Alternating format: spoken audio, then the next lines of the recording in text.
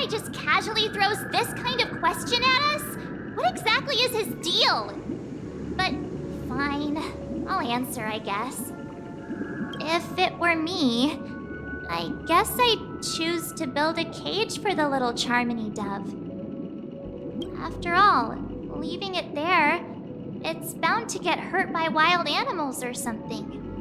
And that'd just be too sad.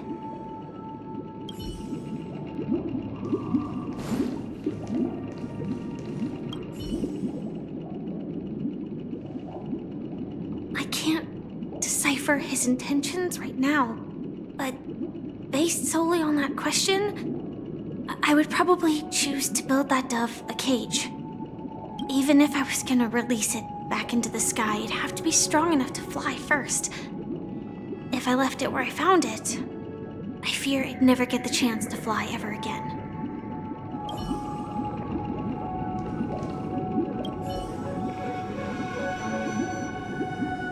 It looks like he really has no intention of imprisoning us.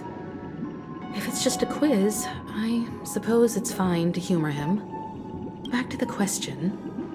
I would personally choose to build the little Charmony dove a cage. No special reason. I do think that a fledgling should have the right to fly into the sky. But if it can't even live to that point, then there's nothing to talk about to begin with.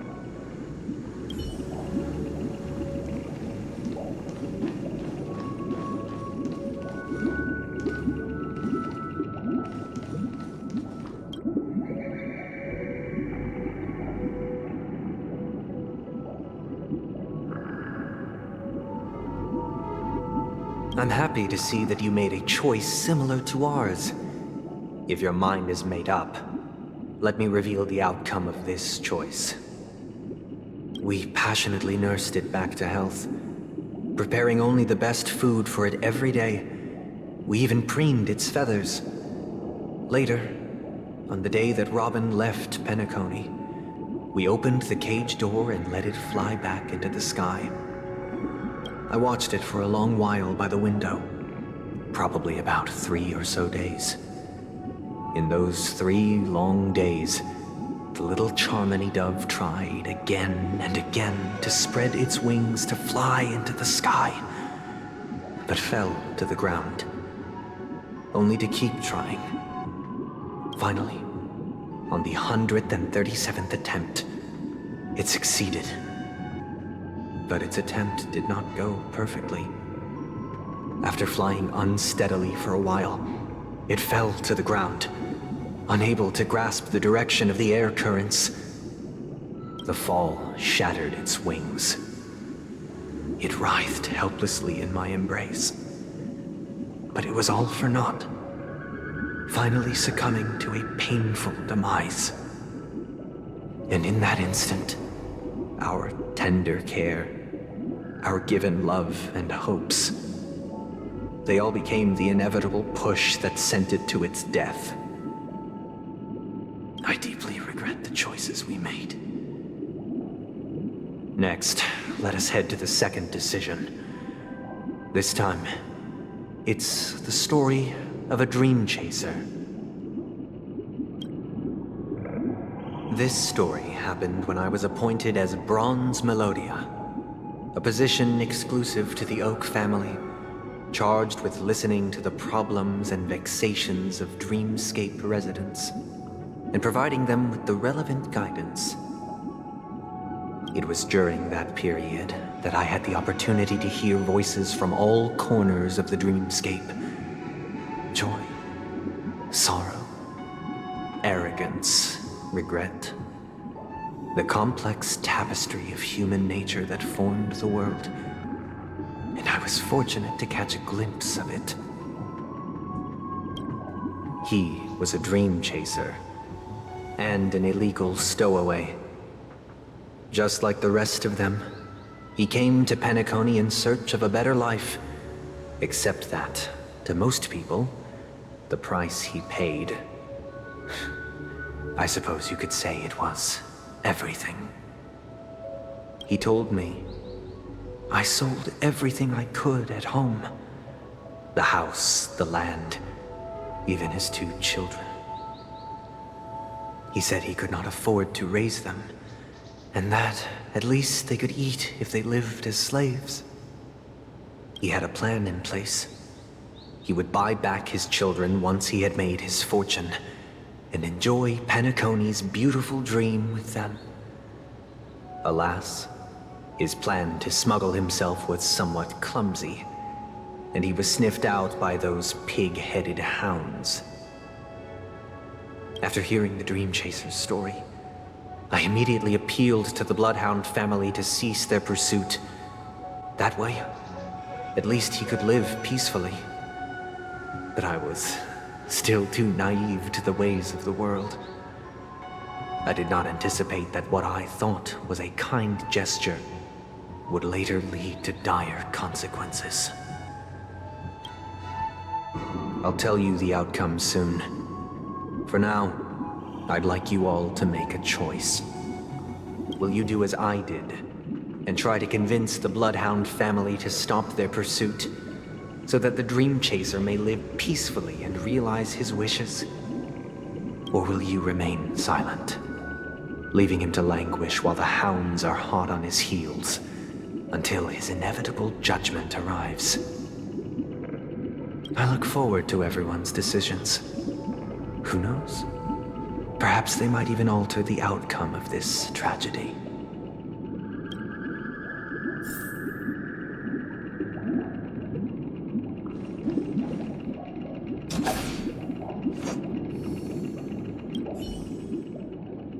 A Dream Chaser story.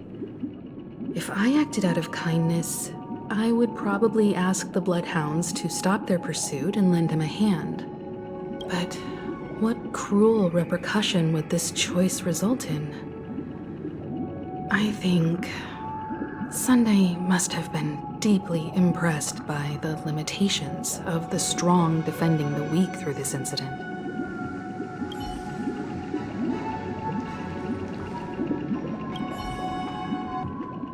This question.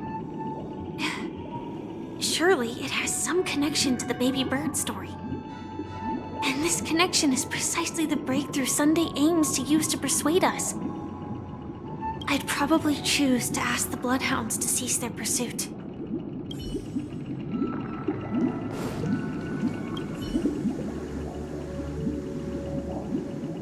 It seems illegal stowaways are really quite common on Penacony. But that guy in the story, I don't think he deserves any sympathy at all. He sold his kids to chase a dream. Even if he intended to go back for them, it's still insanely irresponsible. With that thought, there's only one choice. Let the Bloodhound send him back home. This person deserves to be punished.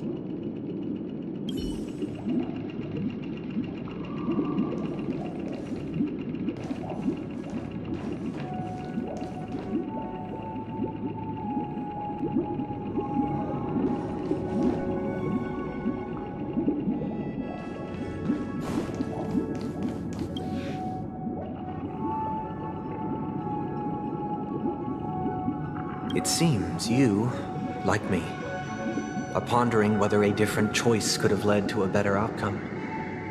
Sadly, his fate would only be more tragic. Say he never gets caught. He would only die from delirium. The methods with which illegal stowaways enter dreams are unorthodox, not flawless like the hotels. Living in the dreamscape would be a mere pipe dream. Should he be apprehended? Could the hounds afford to turn a blind eye? The answer is a definitive no. They couldn't bear the resulting consequences, and thus wouldn't dare extend a helping hand. As to your choice, I once again offer my heartfelt apologies. Next comes the third and final decision. And the story this time is my own. This story happened the day I was appointed the Oak family head. At that time, Mr. Gopherwood was the current Dream Master, and as per his wish, we had a private conversation. What surprised me was that the Dream Master had only come to deliver a letter to me. He let me read its contents, and it was a letter from my sister. The letter contained the usual pleasantries, anecdotes from her travels, nothing out of the ordinary. Just as I started wondering how this letter related to our discussion, the Dream Master began to speak. Do you know who wrote this letter? My sister, of course. But why would you personally visit me to hand me a letter from my sister containing mere trivialities? To help you grasp the full scope of this issue. Do you know where Robin is at this moment? From what the letter indicates, she must be in Caspolina 8, correct? She's touring there right now. Correct. Has she mentioned anything about a stray bullet? A stray bullet? What? A war has broken out on that planet. It is because of this very reason that Robin chose this destination. To spread the word of the Harmony, and to save the lives of that planet. She personally made for the front lines. She hoped to ease the people's suffering with song, and was willing to brave mortal danger to deliver the IPC's medical supplies. Unfortunately, stray bullets show no such compassion. Is she all right? If the operation was successful, she should probably be recovering in the field hospital. By the eon above, the bullet struck her neck directly, yet possibly as a reward for her consistent deeds of harmony, it didn't hit any vital arteries. Once you've attended to your outstanding tasks, it'd be advisable to write her back as soon as possible. Those damned savages! I'll pack my bags right away. My gratitude for bringing this to my attention, Mr. Gopherwood. Now you understand why she always wears such elaborate neck ornaments, don't you? How could this happen? Miss Robin. It's all in the past, so please don't worry. I share this in the meager hope that you will understand the Harmony's limitations and predicament. As grandiose as the strong defending the weak sounds, many times, it is nothing more than wishful thinking. Likewise, I've prepared one last question, one last choice. But rest assured, this choice will not have any grave consequences. Because this is merely a figment of imagination, a nightmare that has haunted me through countless nights. If you ever had the opportunity to make a choice like I did, would you still support Robin's journey on the path of harmony?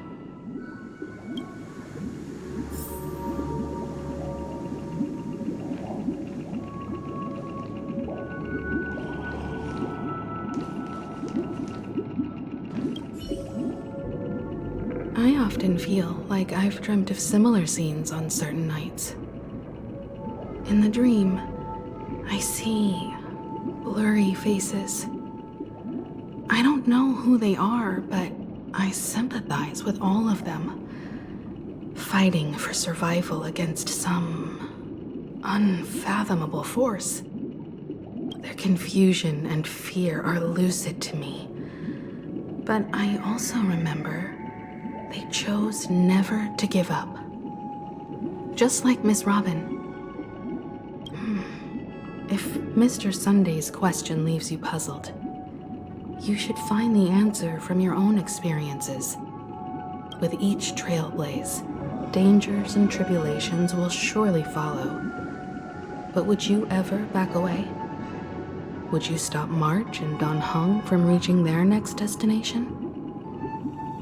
I believe you have an answer of your own in your heart.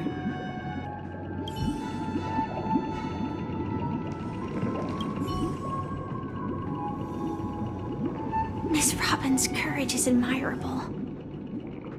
And here I was thinking she was just another superstar celebrity.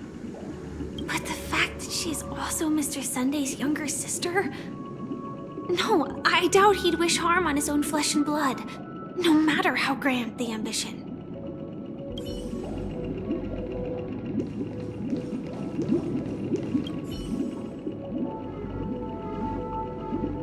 I can't believe that happened to Miss Robin. The strong defending the weak is a great mantra, but if I had to pay such a price,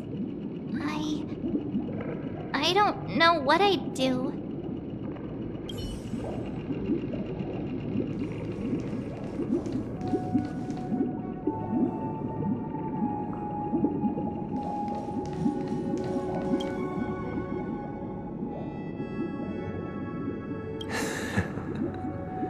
I see. I am now aware of everyone's stances. Raising these questions merely serves to illustrate one point. The plight of Penacony cannot be salvaged by the harmony. The true foundation for a sweet dream paradise can only be established through the order where the strong govern the weak. I know the suffering of being tormented, the turmoil of losing your way, how sorrow and even despair set in when matters don't work out. All of this causes me unending pain, because this is not what happiness is at all. We must teach the weak how to live a happy life. And this life isn't some noble propriety that the upper crust preaches, but in definitive terms, a way of survival that belongs to everyone. So what is your definition of living a happy life? Good question. Human consciousness is fundamentally an illusion, a cage known as self-worth. People lured in by this illusion make mistakes, yet still ask that external influences bear the burden. When one mistake after the next permeates the masses, they become impossible to trace. Thus, the amassing of these individual cages culminate to form a prison, a place dictated only by the rule of survival of the fittest. Nature is always accompanied by predation and sacrifice. Its antithesis is known as order. That is what I want to do. Unite people's happiness under the banner of order. They won't need to make bitter choices any longer, nor face the weaknesses of humanity. They can cast aside their primal instincts to build a haven for mankind. Simply describing thoughts is far too abstract, so allow me to provide a simple example. As you all may know, there are societal norms like weekends and long weekends that exist on some worlds. During these hard-earned rest days, people are given the chance to extricate themselves from the stresses of everyday life, allowing a certain tranquility to return to their souls. And it is only on these days that people do not have to adhere to the law where the strong prey on the weak. They can live out their lives happily during these brief intermissions. It's just a pity that 2 or 3 days are still too fleeting compared to the span of a lifetime. From where I stand, society's ideal system should be 7 rest days. Following Sunday, there should ensue a second, a third, and indeed an infinite procession of Sundays. This should be the face of the new world. Idyllic, eternal, peaceful days. And thus, every person can return to their base selves in this utopia. Some gaze in reverence at the stars, pouring their whole beings into calculating the distance between us and the isolated world of Pagana. Meanwhile, some seek refuge in quiet corners, holding one another, unencumbered by the chains of unwelcome obligations. There would be no need to bear the hardships of reality. Only in this way can humanity face the inevitable end with the purest of spirit, living a life of dignity. This is what it is to live in bliss. Miss Firefly, you who are stricken with entropy loss syndrome, you of all would surely understand this.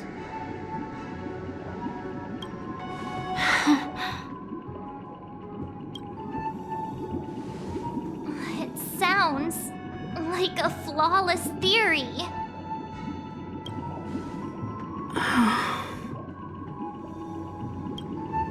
But what is the price to attain all this? The cost is minute, merely a personal and eternal sacrifice. If this paradise is to be maintained for everyone, someone must remain trapped in solitary awakening until the end of the cosmos. Awakening. Which means that this so-called paradise is still a dream. Stepping into this paradise means forsaking reality, correct? It is not forsaking, but transcending. Flesh, blood, sorrow, weakness. If the physical is the root of spiritual suffering, it is only logical that we defeat it. But in this supposed bliss, people won't have defeated their demons. The chance to overcome their tribulations would be forever lost to them. In other words, it is an escape. That's another way of understanding it. But there is no shame in escape. On the contrary, the seeds of escape exist in everyone's hearts. Don't you agree, Miss Firefly? And as to why we sleep, it is because we are afraid to awaken from our dreams. But this is not in conflict with the grand plan. Only in acknowledging this can we truly understand the frailty of human nature, and from there, show compassion and protection.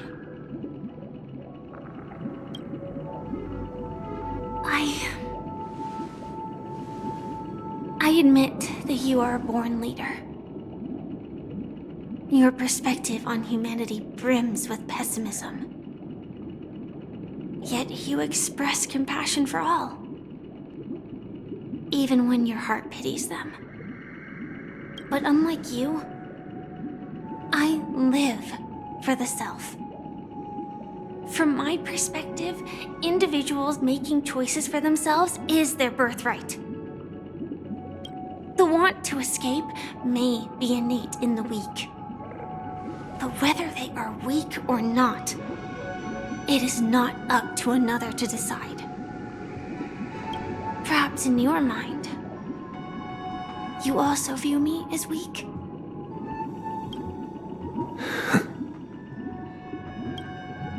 Because I don't think so. Since Miss Firefly has said her piece, the Astral Express will also naturally give you our answer. We'll leave it to you. Just as Mr. McHale instructed before. Tell him our choice.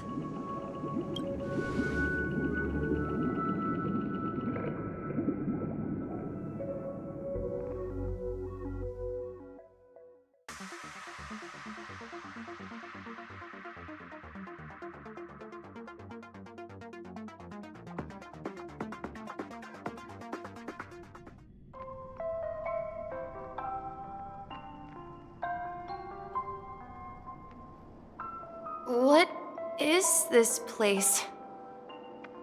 Does this place ring any bells, Misha? I don't know, but I feel a sense of deja vu. What is this place? It's the realm within a dream bubble. This was left to the Astral Express by a nameless, but weirdly, when we entered it, it was completely empty. Dr. Edward from the Dreamscape sales store told me that dreams are formed from memories, and a dream bubble can't take shape if its core is empty. So I thought you might be able to help us in unraveling this mystery, Misha. As a hotel doorman, you know Penacony best among us. I don't know much about dream bubbles, but if you want to figure out what this mansion is, I'll do my best. I'm counting on you then. Himeko, I still don't get it. Why were you so sure that Misha had a connection with this dream bubble? I wasn't sure. It was just a hunch. But since Misha feels familiar with this place, my hunch might be correct.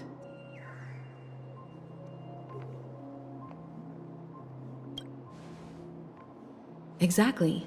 This is where you and Firefly encountered death, which we now know as dormancy.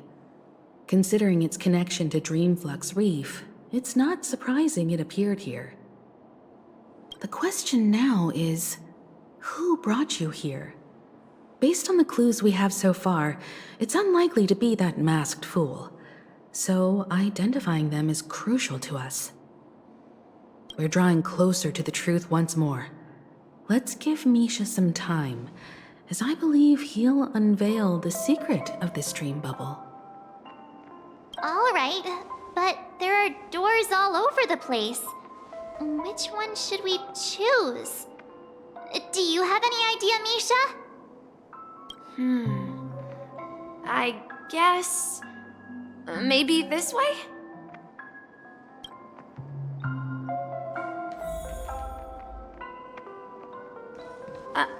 I'm not entirely sure, but... let's give it a try.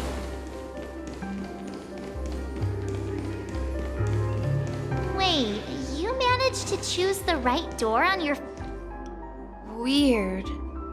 This place is quite different from the hotel. But I feel like I've been here before, and even lived here for a while. If I remember correctly, there should be a fireplace down that hallway. Clocky and I used to sit by the fire, listening to the crackling of firewood. And the room on the other side was the toy room.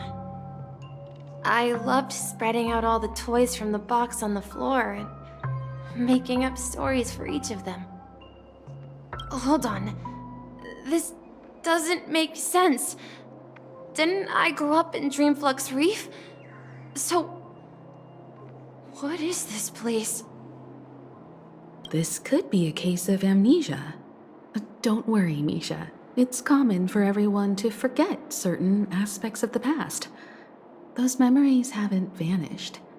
They're just lying in the depths of your mind. We can surely get them back.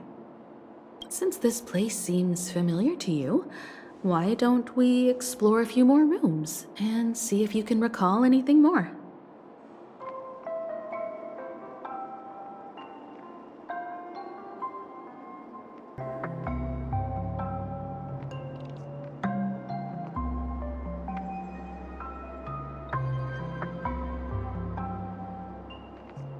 Yeah, then let's check out the rooms I just mentioned.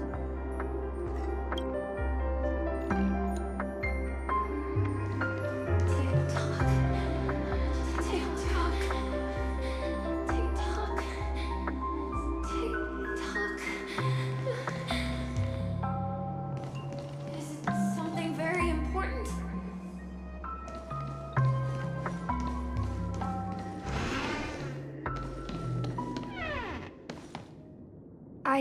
I heard some noises from the room. Origami Bird?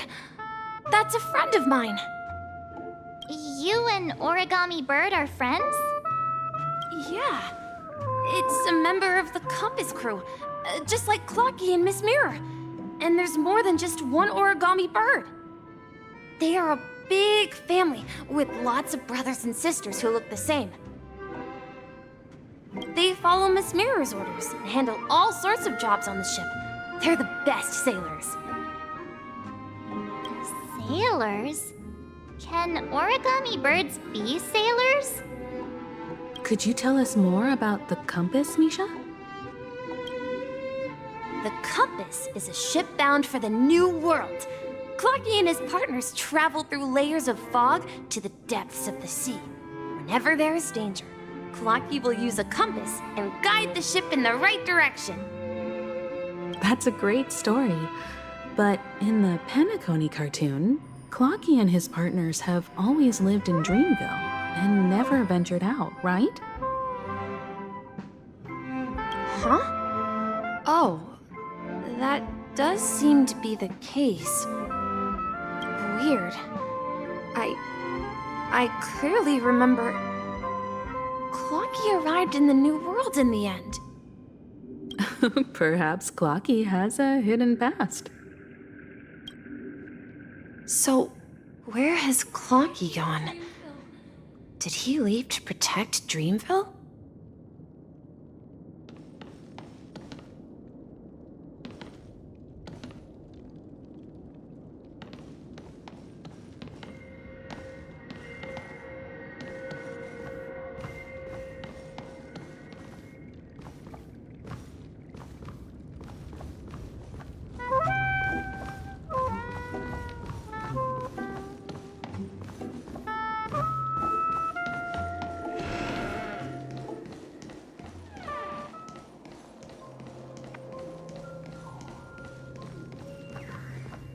Mikhail, that's the name.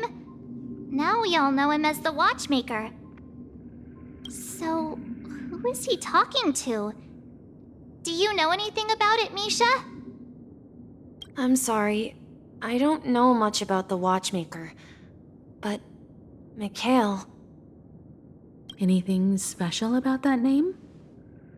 Mikhail is Grandpa's name. Grandpa? Do you mean you're the Watchmaker's grandson? But we haven't heard anything about the Watchmaker having descendants. And the name Mikhail is not rare. Perhaps it's merely a coincidence. Could you tell us more about your grandpa, Mikhail? Yeah, sure. He was a seafarer who fearlessly ventured into mysterious seas and storms. He was always on the sea and had lots of friends who accompanied him on his travels. He didn't want me to call him Grandpa because that would make him sound old. He believed he was still young. The name Mikhail was given to him by his parents, Mihaly and Elise, both renowned seafarers. Every time he came back, he'd share his logbook with me and tell me about his adventures at sea. I want to become a great adventurer, just like him. It appears that the Seafarer has nothing to do with the Watchmaker. So, perhaps it's just a coincidence? So, where is your grandpa now? He went off on a new journey, and it's been quite a while since I last saw him. I think I hear the sound of water. You once mentioned there's a magnificent fountain up ahead.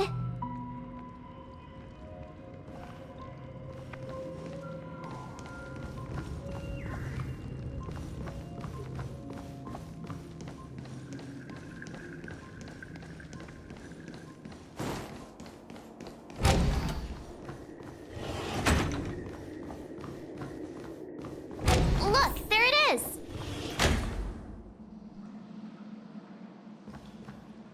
The water resembles a precious jewel, embedded in the dreams of all seafarers. every time I gaze at the shimmering lights beneath the waves, it feels as though I'm back in this place, standing by your side. Have you recalled anything, Misha? Yeah, I saw these sentences in Grandpa's logbook.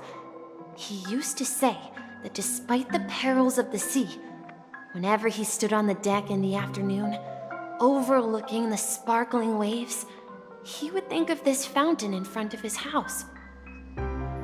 He often said that those moments felt like returning to his family's side, and the difficulties at sea didn't seem quite as challenging.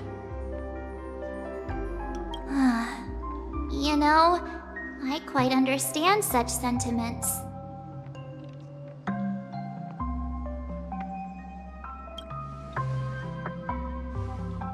Hey, don't tease! I was just being a bit sentimental. Perhaps every adventurer far from home carries a fountain within their soul. Even though the other side of the sea remains shrouded in the unknown, the fountain in front of his house serves as a compass, leading him back to his cherished ones.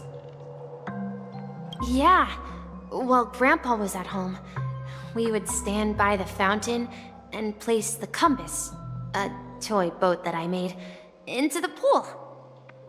Back then, I would ask him when I could go on adventures like him, and he would always laugh and say I was still too young. It seems this Mikhail is truly a seafarer and has nothing to do with the watchmaker. Yeah, based on Misha's recollections, the scenes in the dream bubble appear to be his childhood memories. But this raises more questions. According to Misha, he was clearly born on an oceanic planet and led an ordinary life, with no connection to Penacony at all. Could this be some sort of metaphor? Perhaps the sea refers to the memory zone. I'm sorry. I don't know, but my memories keep pouring out uncontrollably, like water flowing from a fountain. Perhaps I'll remember more things if we go further.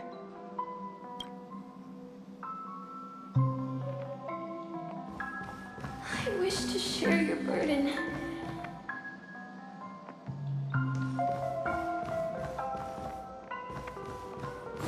We're going to the opposite side, right? No, we should turn left here.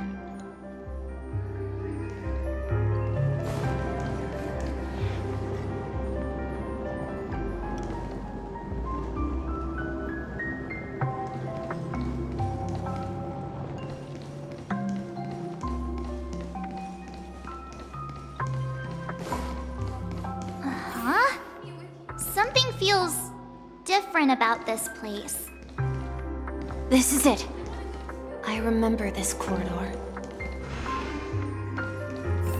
Up ahead is Grandpa's study. It was in that room that I saw him the last time.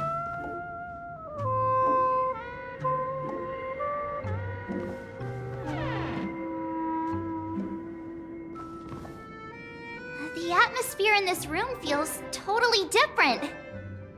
Misha! You finally come! Clocky! You're here! Yeah. This is the room where we first met each other. Are those books on the bookshelf logbooks left behind by that seafarer? Yeah. Whenever he came back, he placed a logbook on the bookshelf in his room. They contain records of his expeditions to every corner of the world. He described our world as a fountain. At some point, the sea started to gradually swallow up the land where people lived. To ensure that everyone had land to settle on, he had to continue exploring the sea and search for the source of the rising seawater. On that day, he called me to his study, telling me that he was embarking on another journey. However, I could sense the gravity in his expression. It was the same look I had seen on my father's face before his final voyage. I asked him if I could go with him, but he said that my adventure lay elsewhere and told me to stay home and patiently await a certain sound at the door. What sound? He told me about a vast ocean in the sky. An ocean of stars. He spoke of a train that transports children with a desire to venture far away, traversing the sea of stars without ever stopping. He said that he knew the crew on the train, and that he had asked them to take me along. He said the journey I had always dreamed of would start there. A train? Could it be? It's the Astral Express. I remember now. Grandpa's friends are a group of nameless who came to this world to resolve a disaster caused by a star. Then, he gave his pocket watch to me. It was his cherished treasure, appearing in every one of his adventure tales. He explained that difficult times were ahead, but assured me that the watch would guide me. He said, as long as I kept moving forward, I'd eventually reach my desired destination. And then, it was as if I heard the distant sound of a train whistle, echoing throughout the room. Exactly, Misha! And then we followed that whistle, didn't we? Yeah. I think I can still find the way we took back then.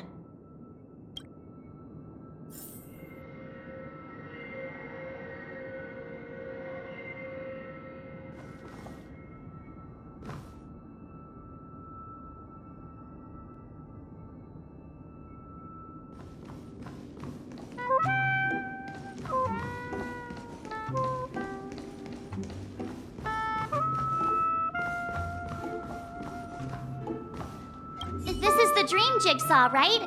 So we're supposed to find the exit. But where can we find the last piece? Do you remember? You said you obtained a mysterious shard when you stumbled into this place. Hey, the shape seems to match. So this shard is also connected to Misha? Looks like we're just one step from revealing the truth. Let's get to the other side and investigate.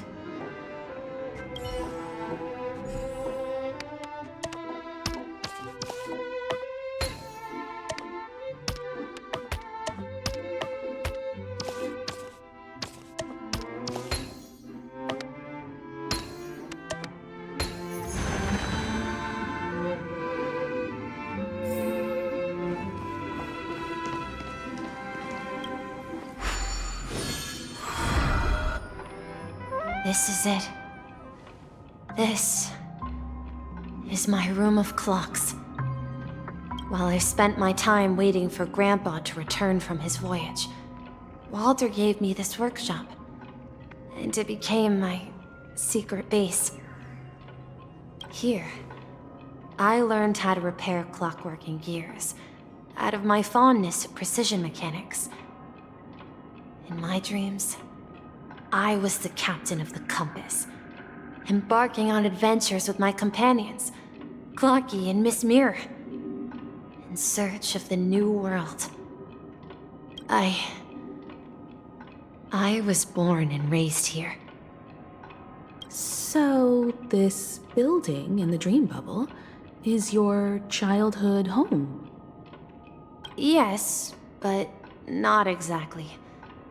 To be more precise, this dream bubble itself is my home. Looks like you've remembered everything now. Wait.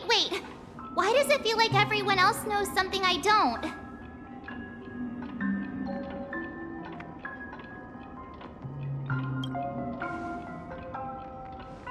March, do you remember when she mentioned the clocky that only she could see? Yeah, the little guy here, right? But we all saw him in Dreamflux Reef, right? And Mr. Yang even greeted him. Looks like everyone on the Astral Express has a childlike spirit. The answer lies in the Astral Express. Her experience shows that neither Firefly nor Acheron can see this clocky. And when we were in Dreamflux Reef, you may have noticed that for some reason, nobody outside of the crew had ever talked with Clocky.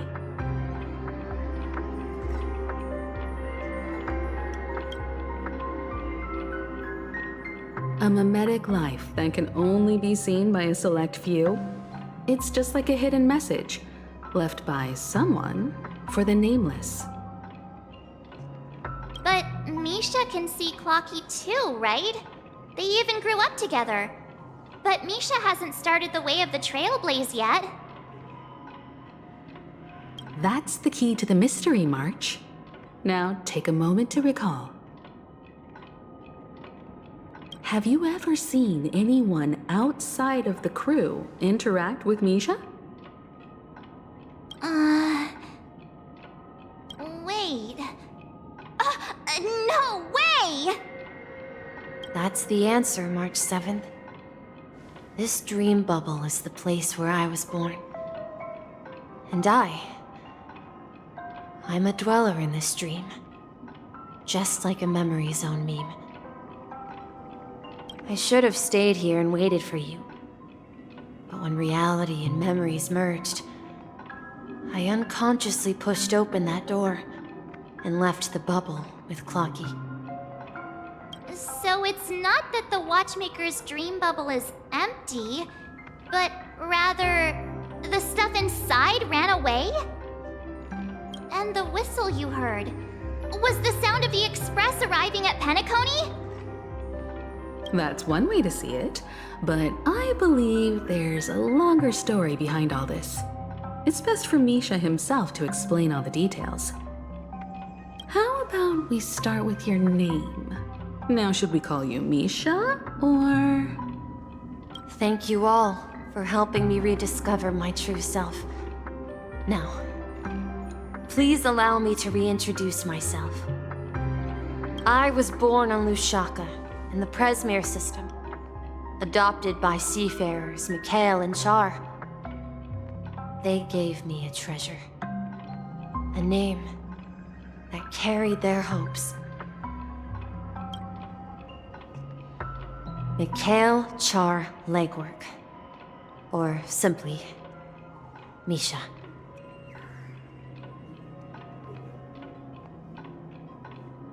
If you prefer, you can call me by a more familiar name.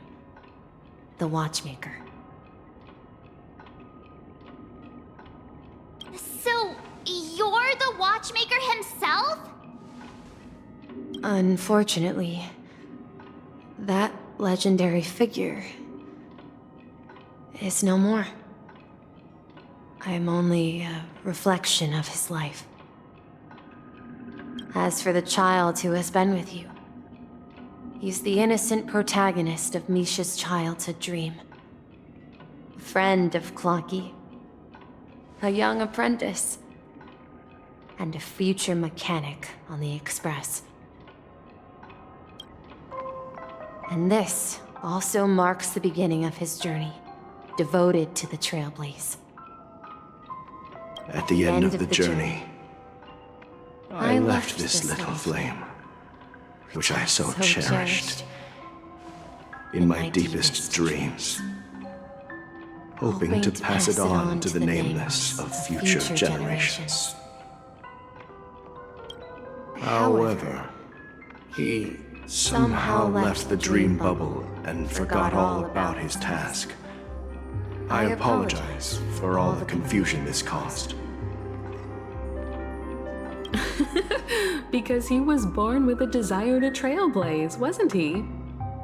I don't think Misha has forgotten his role as a guide. He remembered it, and that's why he mistakenly appeared as a hotel doorman in her dream from the very beginning. The one who brought our unconscious friend here must have been Misha. If that's the case, we encountered the Watchmaker's legacy from the beginning, didn't we? Well, I have a sarcastic friend who says I always take big detours and end up back where I started. Perhaps that's what every nameless has to go through. But in the end, you found me. I'm sure you're all wondering what my legacy is. I believe my hound has mentioned the Stellaron and my wealth. If I may apologize, the Stellaron part is real.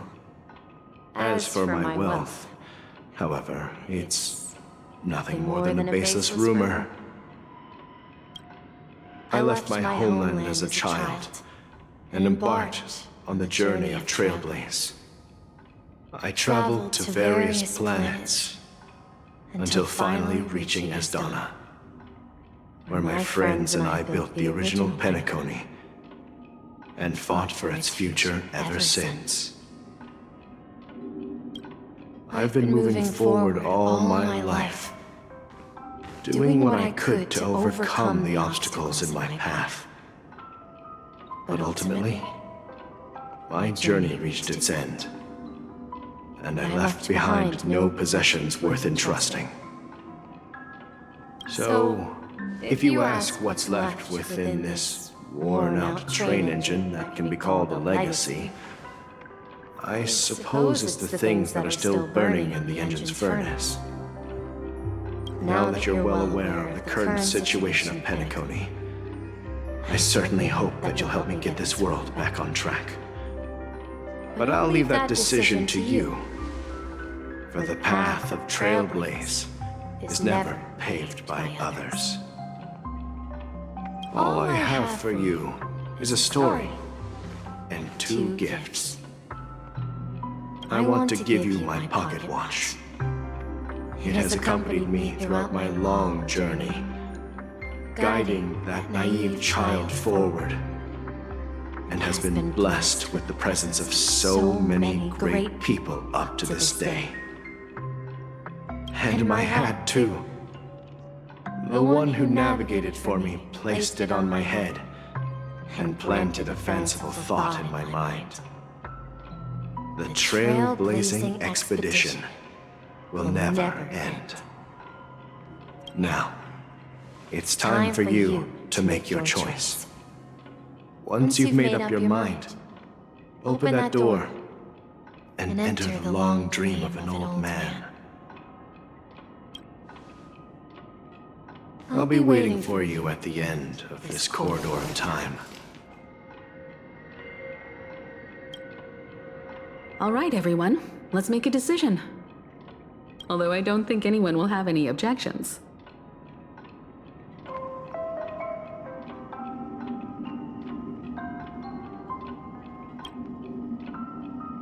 Of course. We've come this far. Surely there's no other option than moving forward. In that case, it's unanimous. Then let's proceed together to the end of this stream and tell Mikhail our decision.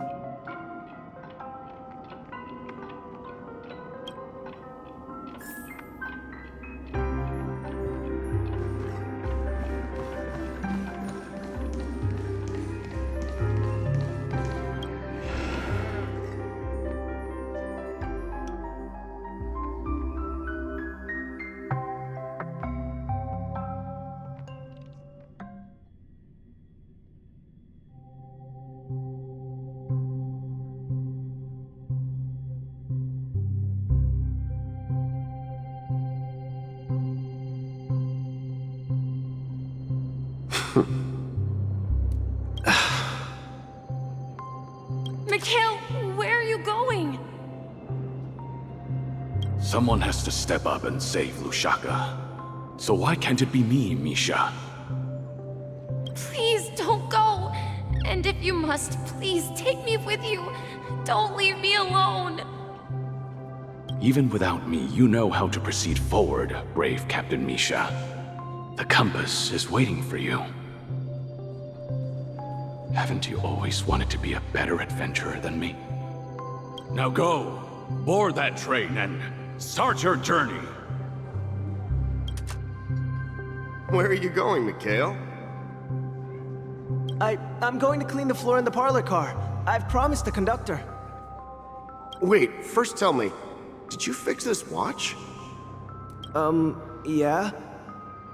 I know what it looked like before. Its chain was broken, the back case torn, and the marks on the dial all worn out. How did you manage to fix it? Well, it's hard to explain, but I knew it could be fixed. It's the hands, Mr. Amundsen. Its hands were intact and pointing in the right direction, so I knew there would be a way to fix the rest. I see. You'll work with me from now on. Haven't you always wanted to tinker with this train? You're its mechanic now. As for the conductor, I'll do the talking. But I only know how to fix watches. Don't worry. You've got what it takes. I'll teach you what you need to know. Where are you going, legwork? It's time to head to our next stop.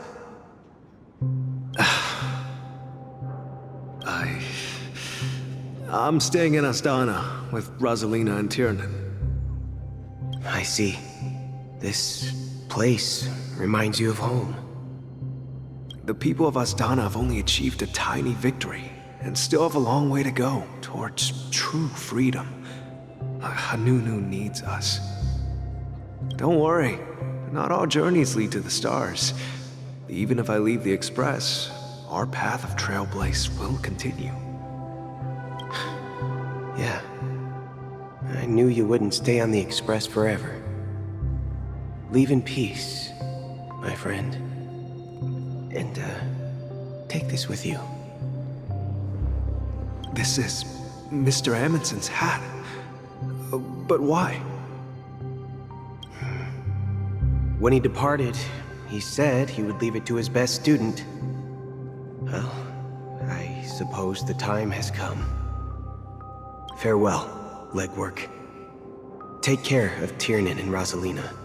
And don't forget to write to us. Where are you going, watchmaker? Don't worry, Micah. Just going on a little trip. Someone has to be at the forefront of the interstellar frontier, and I'm the only former nameless in Penacony. So why can't it be me?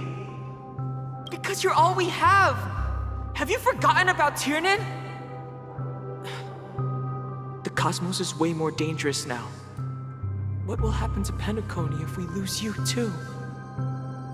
But what will happen to Penacony if we don't find a way out? Ah, Tiernan. How could I ever forget him? I've spent countless sleepless nights asking myself why I didn't go with him back then. We Nameless won't stop. Don't worry, Micah. It's just a matter of getting back to my old profession. Just wait for me to come back. But if, and it's a big if I don't come back in one piece, then you'll become the next watchmaker. Where are you going, old man? Oh, you're here. Answer my question. What are you up to? Relax, Gallagher. I just came up with a great idea. Wanna hear it? Oh, come on! Aren't all your ideas just ways to get yourself killed? I may be blunt here, but you're the last remaining hero in Penacony. If you die too, the secret of the Stellaron will go to the grave with you. Yes, I'm afraid there's no way out in Penacony, so I'll have to consider alternatives beyond Astana. We'll organize a festival using the Watchmaker's legacy as a facade, and send invitations to the entire cosmos to gather people here. So,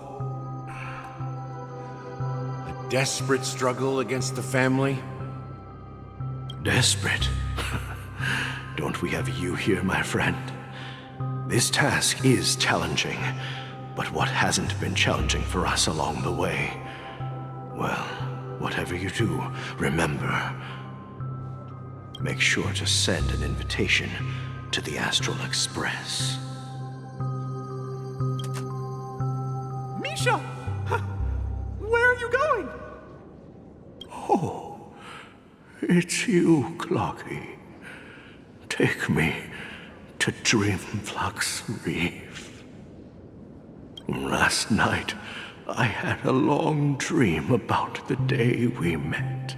I want to write down that dream. Write it down? Why? Oh, so I won't forget it. Do you remember how you got your name, Clocky? Of course! You told me that when you were a kid, you lived in a room full of clocks. Those wall clocks and pocket watches grew up with you and were your best friends. Yes, but what I didn't mention was there's a funny misunderstanding behind it. I was a kid, and there was always a special pocket watch in my memories. It was with my grandpa, guiding him on his sea voyages and leading the way in his every adventure story. I wanted to have a pocket watch like that too. And that's when you appeared in my dreams. Yeah. Every night, we boarded the compass and set sail together. But you know what? It wasn't until the day my grandpa gave it to me that I realized it wasn't a pocket watch at all. It was a compass. So, your name should have been Compassy. And the watchmaker is just a nameless.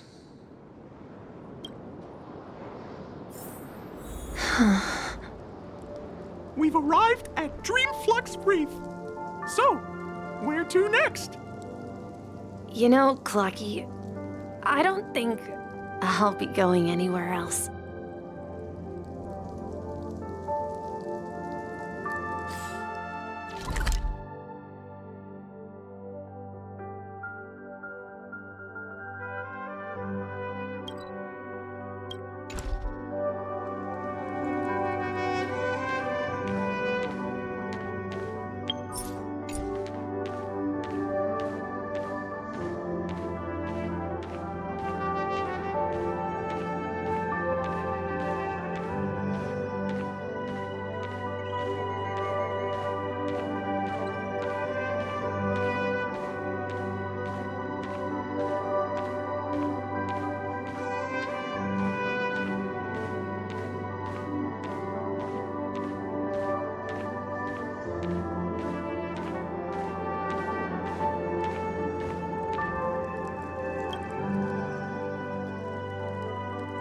I've traveled far enough, and it's time for a little break. Oh. So, we'll set out again. When you're rested? No, I'll stay here. And then, this is where it ends. This is... where it ends? What do you mean, Misha? You told me that the trailblazing expedition would never end. Yeah, that's what I said.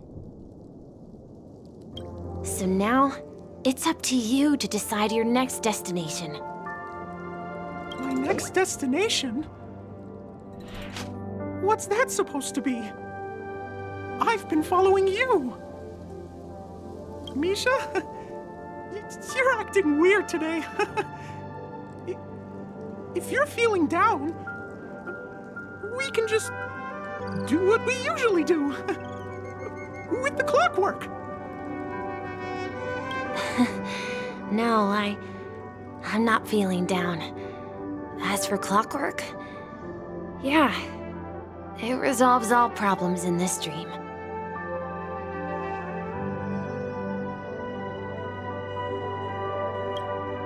So, do you know what clockwork actually is?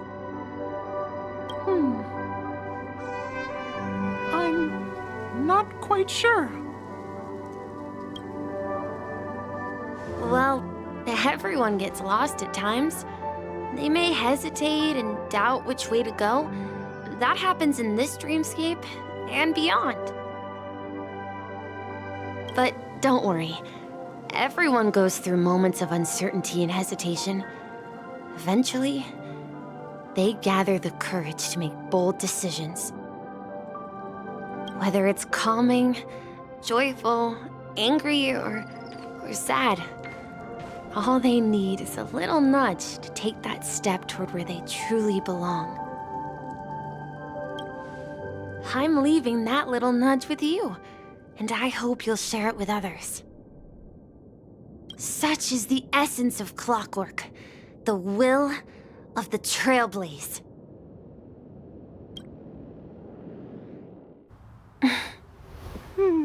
Clocky's hands spin around non-stop, indicating confusion, frustration, and weakness. But ultimately, people still need to move forward.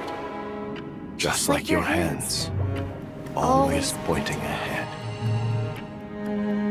This is where my journey ends. From now on, it is your path to walk. Trailblazing means taking paths your predecessors forswore and venturing even further. The Penacony in Mikhail's dreams does not belong to order.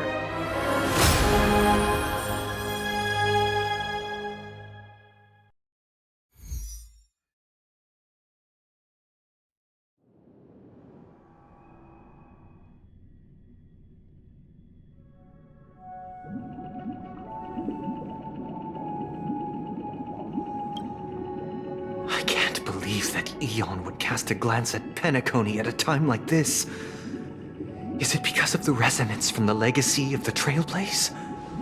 Or perhaps the bond between you is so strong that it even impresses an Eon? Well, there might be another possibility. Perhaps they want to witness, on behalf of the fallen Eons, who will hold the future of Penacony. If that's the case, on behalf of the Dream Master of Penacony and the 107,336 members of the Oak family, I'm extending a formal invitation to all of you. I'm cordially inviting you all to the Penacony Grand Theater to participate in the upcoming Charmony Festival. And, of course, you won't be in the audience, but on center stage. Since the future of the Stellaron, Penacony, and even the entire cosmos is at stake, let's draw a conclusion there, in all fairness. If you truly believe in Akavili's path, then show me their courage and determination.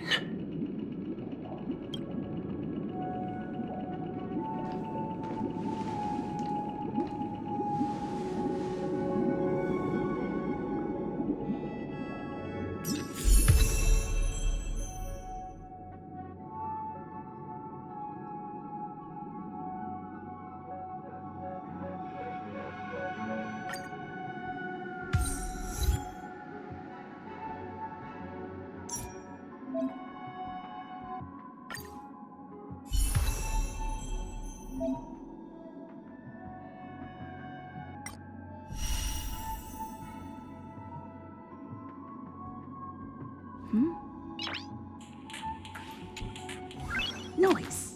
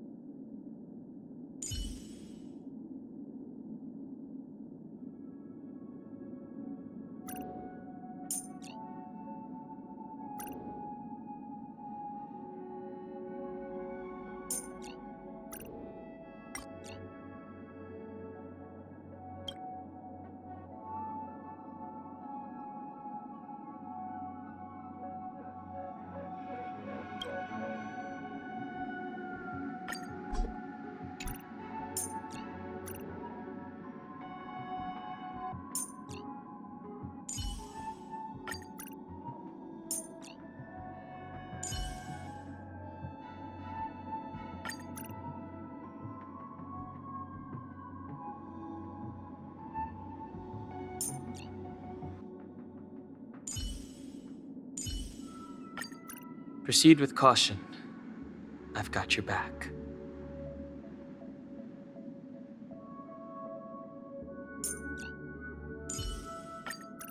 Don't worry. If anything happens, I'll just put you back together.